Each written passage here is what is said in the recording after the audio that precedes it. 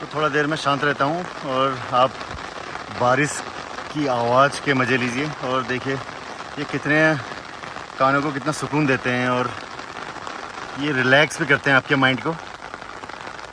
तो सुनिए, मैं थोड़ा देर शांत रहता हूँ, आप नज़ारे लीजिए और आवाज़ के साथ, बारिश की नेचुरल आवाज़।